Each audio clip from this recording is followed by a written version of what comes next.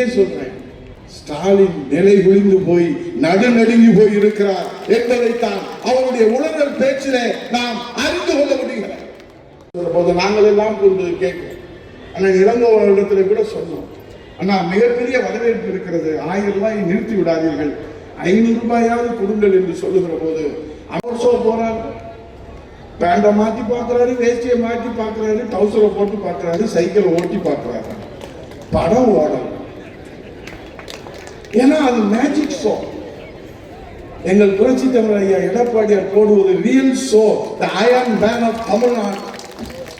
நீங்க அமர்சாஜி எதுக்காக சந்தித்து அவர் சொல்றார், 100 நாள் வேலை வாய்ப்பு திட்டம் எங்கள் மகளிருடைய வாழ்வாதார திட்டம். அந்த வாழ்வாதார திட்டத்திலே இன்றைக்கு அவர்களுக்கு சம்பளம் கூட கிடைக்காமல் இந்த தமிழகத்தில் இருக்கக்கூடிய ஸ்டாலின் திமுக அரசு இன்றைக்கு வஞ்சிக்கிற நிலைமையிலே அவர்களுக்கு வாழ்வாதாரத்திற்காக அவர்களுக்கு வாசலை திறந்து வைக்க வேண்டும் என்று புரட்சி தமிழர் ஐயா எடப்பாடியார் கோரிக்கை வைத்தார். அதனால் புரட்சி தமிழர் ஐயா எடப்பாடியார் கோரிக்கை வைத்த காரணத்தினாலே 39 நாடாளுமன்ற உறுப்பினர்களை வைத்துக் கொண்டு, முதலமைச்சர் பதவி வைத்துக் கொண்டு, அமைச்சரை வைத்துக் கொண்டு, ஆளுகிற அரசு அதிகாரம் எல்லாம் வைத்துக் கொண்டு, அம்பு சேவை அதிகாரம் அத்தனை வைத்துக் கொண்டு ₹1 வாங்க முடியாத கையாளாகாத முதலமைச்சர் ஸ்டாலினுக்கு மத்தியிலே இதோ மக்களுக்காக நான், மக்களால் நான், உங்களால் நான், உங்களுக்காகவே நான் என்று புரட்சி தமிழர் ஐயா எடப்பாடியார் 2999 கோடி ₹3000 வாங்கி. இது எவ்வளவு பெரிய சாதனை. அதிகாரம் இல்லாத போதே இன்றைக்கு எதிர்கட்சி தலைவராக இருக்கிற போதே 3000 கோடியை தமிழகத்திற்கு பெற்றுத் தருகிறார் என்று சொன்னால் 2026 உறுதியாக, சத்தியமாக, நிச்சயமாக புரட்சி தமிழர் ஐயா எடப்பாடியார் இந்த எடப்பாடி தொகுதிதான் முதலமைச்சரை இந்த நாட்டுக்கு தர இருக்கிற தொகுதி. 4 ஆண்டு காலம் இந்த தமிழ்நாட்டு மக்களுக்கு உரிமை தொகை தரவில்லை, ஓய்வூதியம் தரவில்லை, மின்சார கட்டணம் இளம்பவர்கள் சொன்னார்களே, இன்றைக்கு 6 மடங்கு உயர்த்தி இருக்கிறார்கள்.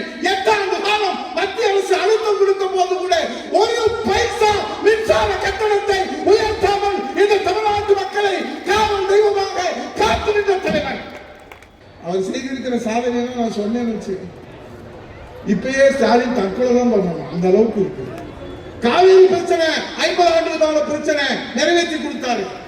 நடந்தால் வாழி காவேரி திட்டம், காவேரியை தூய்மைப்படுத்த வேண்டும், கங்கையை போல் காவேரி போல் என்று இன்றைக்கு புரட்சி தமிழர் ஐயா எடப்பாடியார் அவர்கள் கொடுத்த திட்டம்.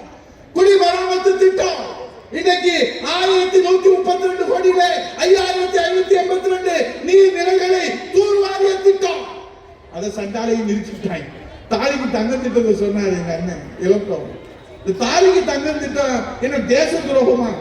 பெண்களை ஊக்குவிப்பதற்காக அவர்கள் பட்டப்படிப்பு படித்து மனமேடையிலே உட்கார்ந்து இருக்கிற போது தாய் மாமன் வீட்டு சீதனம் வருகிறதோ இல்லையோ, தாய் வீட்டு சீதனமாக பட்டப்படிப்பு படித்தவர்களுக்கு 50,000 ரூபாய் திருமண உதவித்தொகை திட்டம், 1 பவுன் தங்கத்தை, தங்க காசை அள்ளி கொடுத்த வள்ளல் புரட்சி தலைவி அம்மா. அதான் சொன்ன வந்தவன அதை நிறுத்திட்டான். இப்ப அம்மா உணவகம் சீரழிச்சுட்டாங்க, அம்மா குடிநீரை மூடிட்டான், அம்மா உப்பை மூடிட்டான். எத்தனை திட்டங்கள் அவனுக்கு வைத்தறிச்சல். இப்ப எல்லாத்தையும் விட்டுட்டு கருணாநிதி சிலையை திறக்கிறான். ஏன்னு கேட்டா எங்க அப்பா உங்க அப்பா வீட்டுல போய் தர. செய்திகளை உடனுக்குடன் தெரிந்து கொள்ள கீழ்கண்ட கேபிள் மற்றும் டிடிஎச் நெட்வொர்க்குகளில் எம்நாடு செய்தி தொலைக்காட்சியை காணுங்கள். பாதகம் செய்பவரை கண்டால் நாம் பயம் கொள்ளலாகாது பாப்பா. மோதி மிதித்து விடு பாப்பா, அவர் முகத்தில் உமிழ்ந்து விடு பாப்பா. அண்மை செய்திகளை உடனுக்குடன் தெரிந்து கொள்ள இணைந்திருங்கள் எம்நாடு தொலைக்காட்சியுடன்.